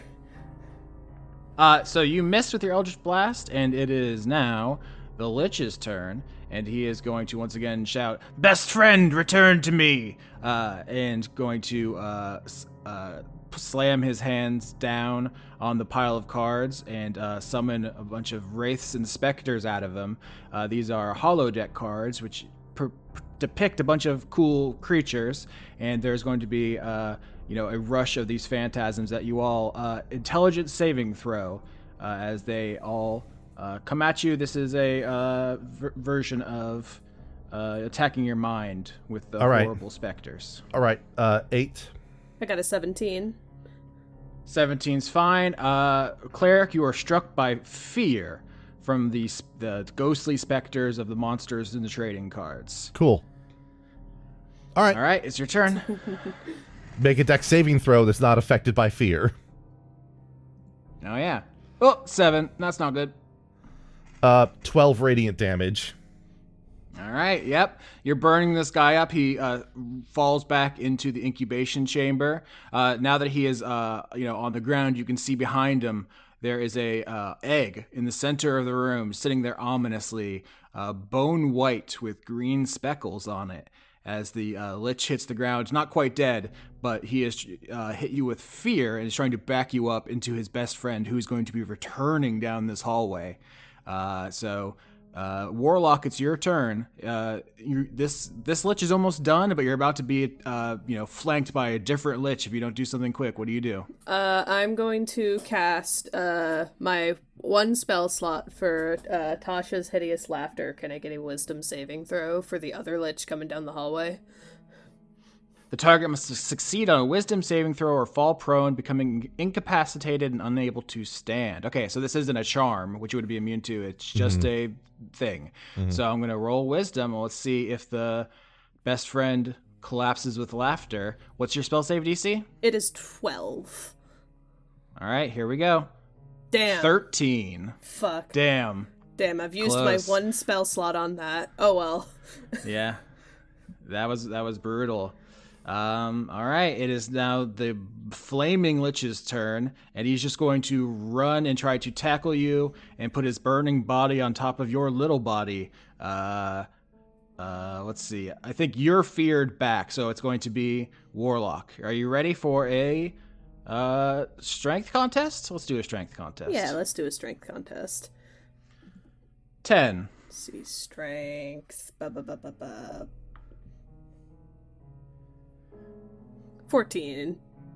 All right. Yeah, paint me that picture as a flaming lich tries to immolate you with his body. Yeah, I think Throw him how on top this of happens his friend. is What? throw him on top of his friend. Oh my god. I think what happens is that the lich tries to run me down, grapple me so that he can set me on fire, and I push against him with my Cymbeline body, and then do a sick flying flip over him because I have fucking wings and I can jump over that guy, and so that I do not get burnt real bad. Yeah. You flip over him with your wings, and you see Shooty on the ground with the burning shell stuck awkwardly in the chamber of the shotgun. And he says, "I'm sorry, I failed you." Just do not worry, Shooty. It happens to the best of us. All right, Cleric, you're in an awkward position. There's a full health lich about to hit you in the back, and there's a burning lich in front of you. You can see Warlock and Shooty are closer to the egg chamber, but you're in a rough spot here. You're in a pincer movement. What do you do? The option there would be for me to compel a duel for the two of them, and to give you time to steal the egg and get out of there. Maybe, yeah. That's an option. we've never seen the belt used before, so I don't think its abilities are super restrictive at this point. If you want to establish, like, this is the reveal that the kayfabe Ruth, I had to look at my notebook here. Is not just the spell compel duel, but actually compels a duel more specifically. I think that is absolutely a thing we can establish now, if that's how we want it to work. So the flaming lich is running at you, and you, like, if you run up and put the belt on him somehow, we can talk about that. And now they are forced to fight. We can do that. I will. It'd be like my character is still feared by the other lich that's on the ground that I've been burning. So you'll have to do the other lich. That's interesting. The lich that's been charging in is already closer to me, and I don't need to get closer to the one that's on the ground. But I can. But the idea of like slapping the belt or like throwing the belt over their shoulder and being like, "You got to take that one out. I'm scared of them." Yeah, you mentioned earlier, I think, that you have proficiency in sleight of hand, like as a tribute. I proficiency with thieves' tools specifically. I was just gonna say, this feels like a rogue Cymbeline tribute to try to get a belt onto the waist of a lich before it kills you. So I think if you want to do that roll, we could do that right now. All right. Yeah. Nope, that is not to be. That is a botch on that attempt there. Are we not gonna... I still have hope that we can scramble this egg, but who knows? If I can't do it, then someone else is gonna have to, is kind of the thing. All right, so interesting. Yeah, there's two liches coming at you from opposite sides. You're in a pickle. You turn around and you try to put the magical belt around the waist of the one full health lich, and it grabs your wrists and looks down at you. And you're looking into the face of a powerful undead wizard, and he says, "How do you think you could ever overcome the power of friendship, you fool?" But Cymbeline, all Cymbeline will say is like, "I had a best friend too, you know." Yeah, that's good. That's good stuff. So Warlock, you see your sibling get their wrist grabbed, and they're in this lich showdown. Do you have anything you want to do? Because they're in serious trouble here, but you have slipped behind the burning lich, and you have a moment to do something cool. Maybe I can leverage something. Like, if you hurt my Cymbeline, then I'll finish off your best friend right now. I can do it. I've got the acid splash or the frostbite. I can fucking finish him off. Fire and ice. Yeah, Cymbeline Standoff. So yeah, you point your spell at the back of the burning lich. They have your sibling. It's siblings and sibling versus best friend and best friend, and you're all holding each other. I was gonna say Mexican Standoff. I don't know if we're allowed to say that anymore. But Cymbeline Standoff is a pretty good line. Listen, you already said the episode title, so you got that out of the way. Yeah. The Slimy Cymbeline Standoff. I think we had to bring it all together. But the Morricone music starts because they have everybody at each other's mercy here, and it's like a very tense moment here. So this is it. This is the climax. One Cymbeline on death's door, one lich at death's door, and everybody's threatening to destroy someone precious to each other. This is the shit. Okay, Cymbeline Standoff. I've got my fucking finger gun ready to pull the magic trigger on this guy. Mm-hmm. Absolutely. Listen, neither of us want to break up the friendship that you two have, a friendship that exists beyond life itself. Unfortunately for me, when my friend was killed off by one of Rex's contraptions, I tried to fill that friendship with the shotgun-shaped apparatus. And as loyal and dutiful as Shoddy is, it's not the same. So, as honor-bound as you two are to defend this egg,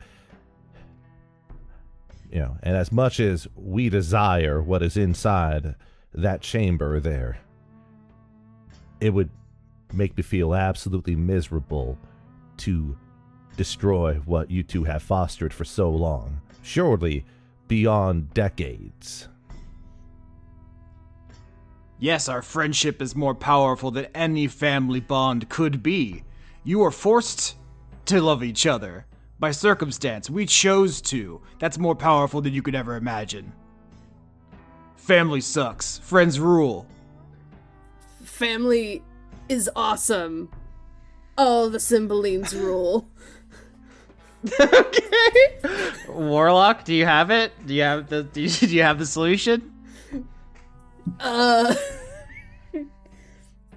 Like, my solution is either this standoff works to intimidate these guys, or, like, if it doesn't, like, I can't, like I have the ability to spell attack, like, Lich number 1, and see how far that gets us.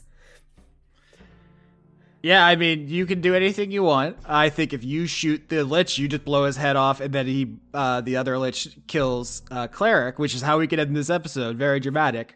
Also, you could do anything else here. The way I see it, friends are just a family that you have the privilege of choosing as opposed to just inheriting. Like I said, that's why we wanted to resort to subterfuge instead of conflict in this situation.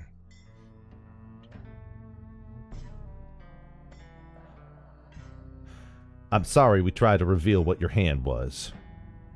I had my combo too, you son of a bitch.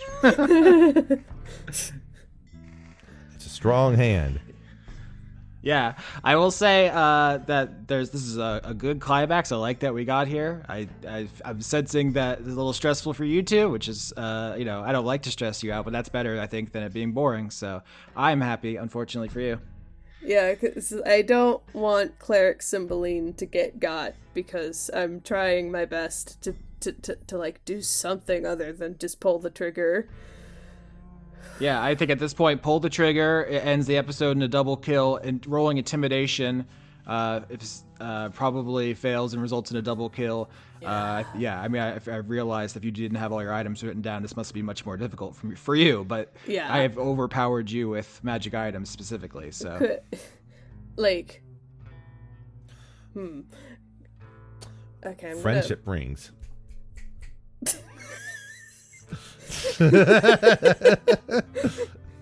What if we all got a friendship ring together and then we just calm down and call SpongeBob voice, let's just call this off.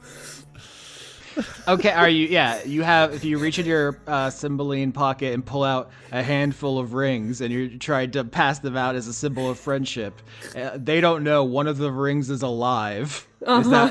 Are you doing a subterfuge here? We could do a subterfuge. Maybe we could be like, okay, things have gotten a little heated. Maybe we can all just calm down a little bit and we can sort this out by just... Okay, stupid idea.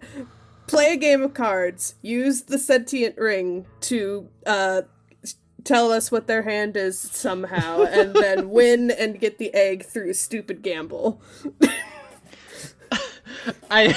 So if these were like actual like empty-headed zombies, that would be something. I think it's strange credulity that these two guards would be like, sure, I'll bet everything on a card game. But I think if you are like, okay, we'll all just leave, we'll go back. Here's a friendship ring as a sign of our trust or whatever. They don't know that one of the rings is alive, and we have not delineated what the drop near does besides multiply itself, right? Mm-hmm. So I think there is some blue sky here for you to say something wacky. My instinct is like you put the ring on one of their fingers and then the other one you like throw it in their mouth and suddenly he is filled with hundreds of rings as Dropnir turbo copies himself and explodes him from the inside or something. Jesus That's Christ. like the kind of shit you could do on Dice Funk, a cool show that everyone loves. Yeah. We could explode that guy with rings.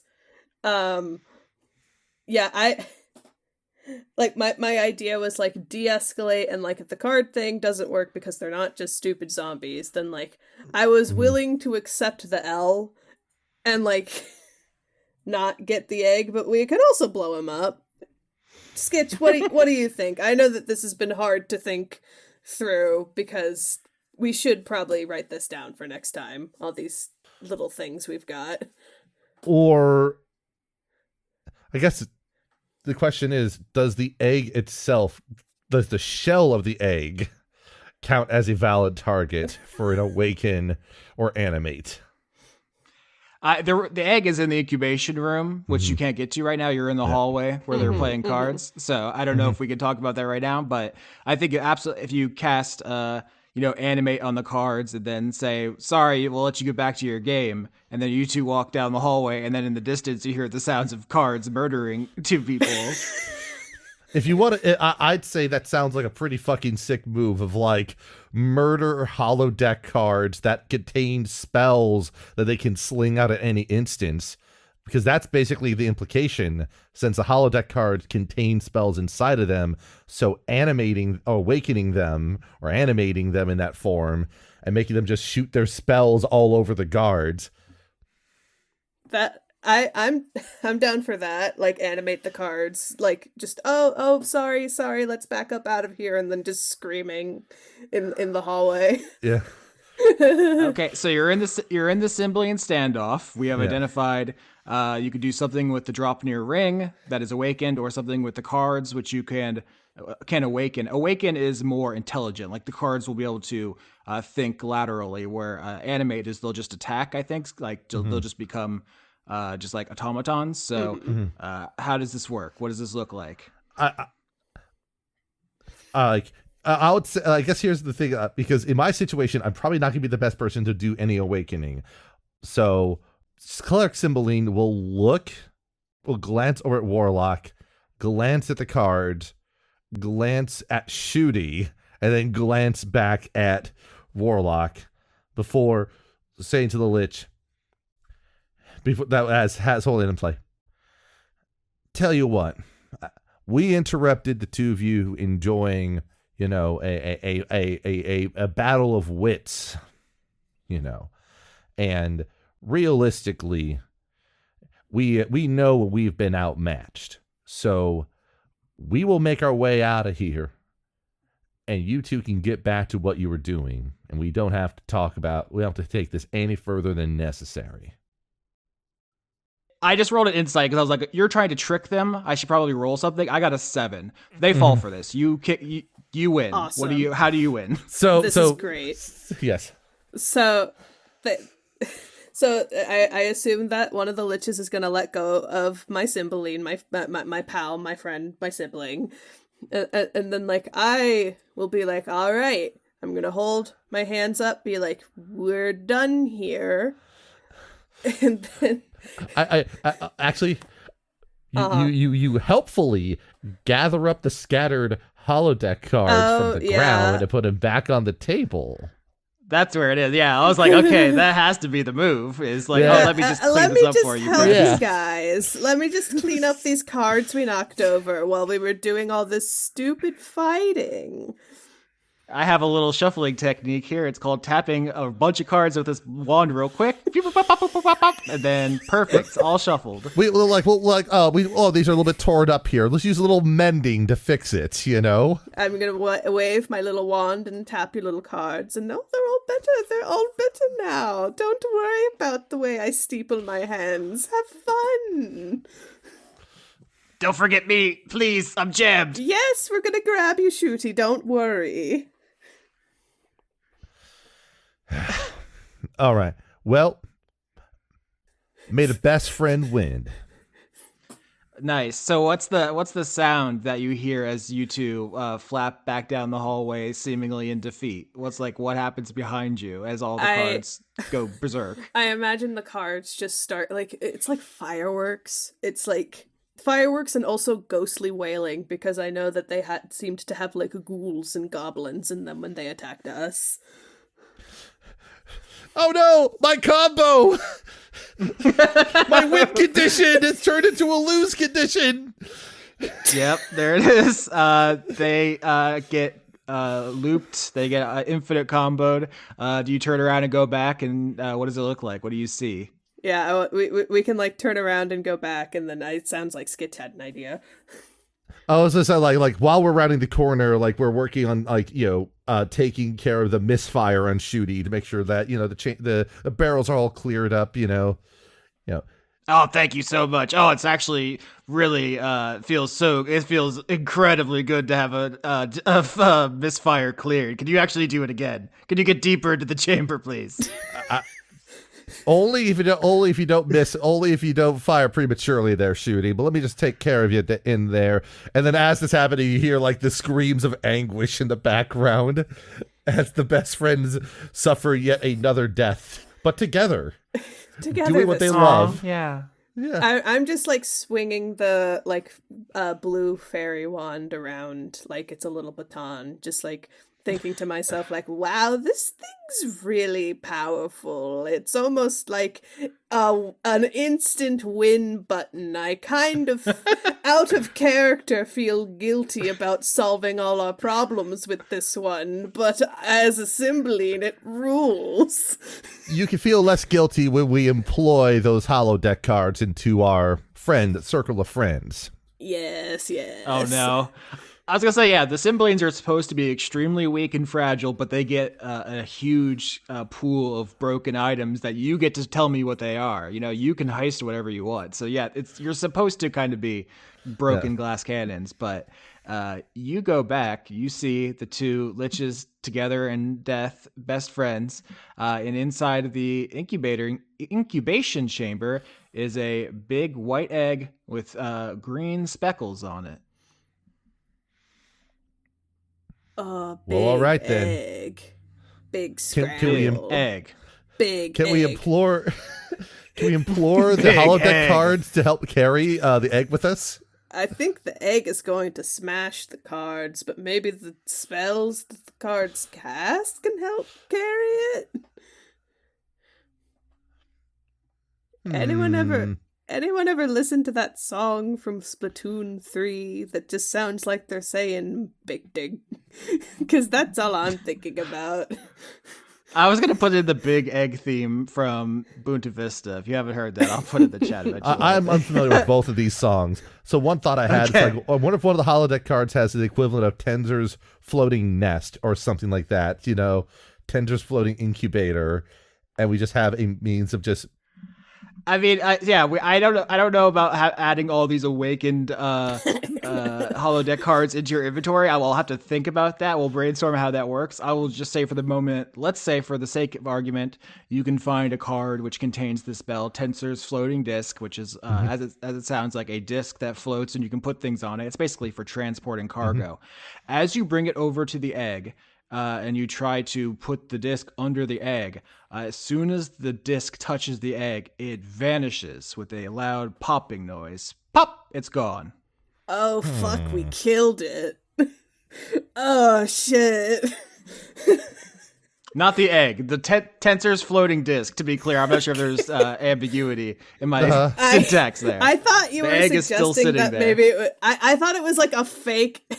I thought it was like a fake egg, and you had it disappear to like pull the rug out under us, and it's like, psych, this isn't gonna take one session, losers. Yeah, that would be pretty good, but that's not what's happening here. All right, so like it's either dispelling stuff or otherwise just impeding our ability to heist it. Austin, you say that this is a bone white egg with green speckles. Is that doesn't I did say that. That doesn't sound like a red dragon egg or like a puce Oh, weird, dragon Sarah. egg. That's so weird that you would point that out. Can I do some kind of arcana check? Yes, absolutely. I'll give you guidance on it, so you get a bonus D4 on that. Oh gosh. Yes, please. Yeah, I have an 11. You can roll a D4 and add that to your check there. It's like /R1D4. Yes. Okay, that's a 9 now. That's still not great, but that's just a little below average. And an 11. Yeah, with an 11, also you get an average amount of information, which is this does not seem like a red or puce dragon egg. Very strange. And the fact that it seemed to eat Tensor's floating disc when it touched it, very strange. Something obviously magical is going on, but with this roll, you don't know what, but you've stumbled upon a huge egg mystery. Oh. Well, I guess the question is, the voice like, use the gavel on the egg to dispel the magic on it. Crack the case of the weird-ass egg. Yeah, whatever you want to do. Big egg. Big egg. Big egg. Big egg. My dog's looking at me. His name is Egg. He's like, what is happening? Not you, buddy. Can we use the dispel magic gavel more than once? Can we tap this egg very gently with this gavel? Here's what I'll say. You bring out the gavel and you touch the egg ever so gently. Let's say Warlock, you're doing this because that was Sarah's voice. Cleric, you suddenly see Warlock poop, pop, disappear. Boop, she's gone. Oh no! The cleric's lost another. Is it possible to do like a quick casing the joint to see if there's anything else that might be the egg? Or Yeah, roll investigation. Sure. Not great at it. That's only an 8. Yeah, no, I would say that this is the logical place to be for the egg. It's literally an incubation chamber. This is the warmest place. It had guards. The egg should be here. It's very strange that there's instead a white egg with little green speckles that makes you disappear when you touch it. But that is, you look around, there's no secret compartments. There's no other doors. There's just two dead liches in each other's embrace forever in the hallway. What if you just ended the episode by touching the egg and then you're gone and then there's just a stupid egg in Viola's chamber and we've accomplished something? Well, Claire Cymbeline's gonna be like, well, I've already lost one sibling before. I don't aim on losing one again. Are you ready to see where the hell this thing goes, Shooty? I lust for the inside of the egg. Give me its yolk. Bring me its nutrients, rich in protein. So Claire Cymbeline will take Shooty and touch it up against the egg and expecting it to disappear. Yep, like when Warlock touched it with the gavel, it disappeared. You touch it with Shooty, and you also disappear. And you see what Warlock has been seeing since they disappeared, which is a lush jungle, an entire other world, another plane, another place that you've been teleported to. You're falling from the sky. You have wings, so it's not an immediate danger. You find yourself in a bursting biome of verdant life. You two wouldn't know this, but when the team raided Desdemona's lair, there were a bunch of artifacts of unimaginable power. Most of them are thrown off the side of the world, except for the key and the epaulets, which the group kept. And there was the egg that Viola took. Fucking God, yeah. One of those bitches gave Viola a goddamn egg. It was an egg containing a portal to life itself, which is where you are. And you fall into it forever and ever, it feels like. We'll find out next episode as the Viola arc continues. You are inside egg. Big egg. Big welcome, egg. Welcome to the real incubation chamber, motherfuckers. Yo, I heard you like eggs, so I put your egg inside your egg. We're gonna set a record for the most time anyone has said egg. The egg is still in here, by the way. This isn't a waste of your time, but that's where she hid it, inside of life Okay, itself. yeah. I was not expecting this to take one session, so like, okay, let's go. Egg. Oh, big. I want a big egg. For breakfast, eat something the size of my head. Hop out of bed, toast up a whole loaf of bread. Won't eat for a week cause I'm gonna stay fed. Big egg this morning, frying it up while I'm yawning. Realization is dawning, egg is too big. Don't own a pot, it will fit. Egg white all over my shit. Crack in a pan that blots out the whole sun. Cook up an omelette that must weigh a ton. Flip it and serve it and eat, I deserve it. Big egg means my day has begun.